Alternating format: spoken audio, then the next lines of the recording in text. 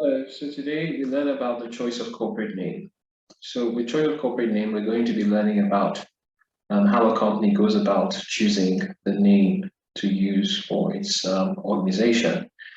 Now, under CAMA, we have names that are called restricted names and names that are called prohibited names.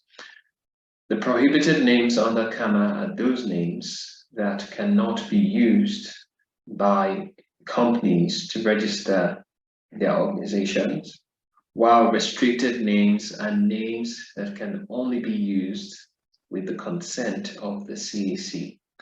Now, what are the prohibited names we have under CAMA? Now, the first one we have as a prohibited name is a name which is identical to the name of an already existing company or limited liability partnership, which would cause deception to the public. All right. Of course, we have a famous case of Niger Chemist and Nigeria Chemists.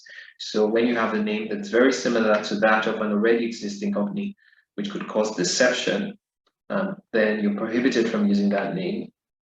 Also, you cannot use a name containing the words Chamber of Commerce, except for companies limited by guarantee. So in Nigeria, under CAMA, only companies limited by guarantee can use the words Chamber of Commerce in their names. Then you can't also use a name which would be in the opinion of the public policy. All right, so you cannot basically use a name saying gold traders, whereas the commodity in which you're dealing is fish, or something contrary to public policy, because that's using the name of a terrorist organization.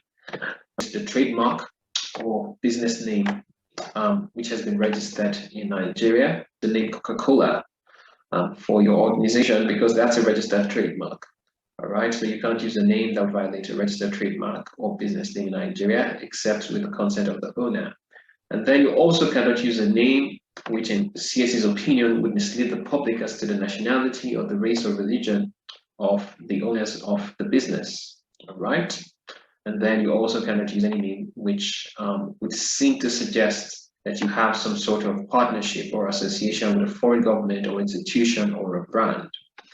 And then finally, you cannot use a name which is capable of undermining public peace and national security.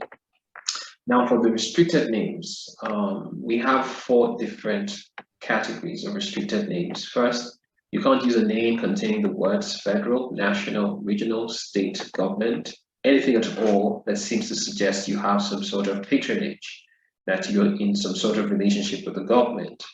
All right, for instance, the courier company Federal Express, the word federal there would be suggestive of some sort of relationship with the government. And so it's a name that can only be registered with the consent of the CAC.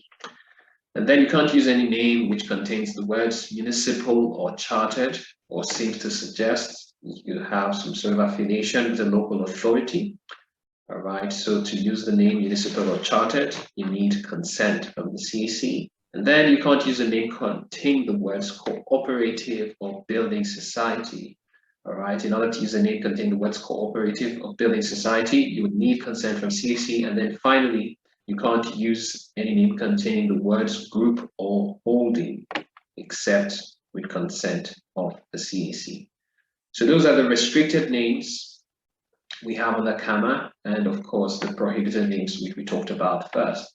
So you find these names provided under section 852 of CAMA, all right, 852 sub 1 for the prohibited names and 852 sub 2 for the restricted names.